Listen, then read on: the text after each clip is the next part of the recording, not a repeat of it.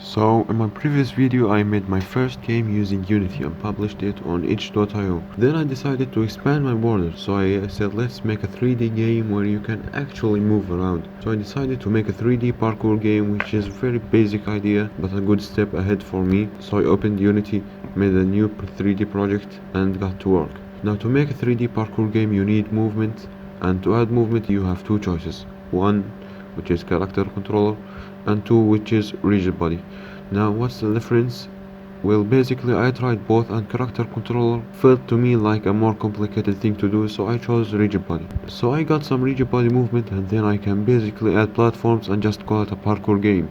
But I wanted to make it more challenging, so I made a list of things to add. First on the list, collision. Now to make the game more challenging, I had to add some obstacles to avoid while jumping between platforms. After I added collision, I also needed to add a restart mechanic that triggers whenever you hit an obstacle or fall off the map. Then I started working on making maps, but the thing is, I didn't know how to make a proper map, so I watched a tutorial on how to use ProBuilder and started making some levels. While designing levels, I found that obstacles only were a pretty boring thing, so I said why not add a launch pad that basically adds more life to the game.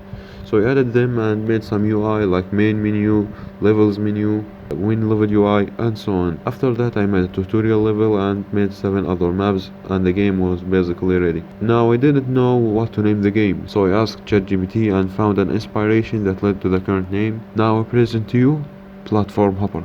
Yeah, Well, about the game icon, well, we don't talk about that. so basically that's the complete process of making the game. If you want to try it, link will be provided in the description. So that's it. Like the video if you liked, subscribe for more of this content, and goodbye.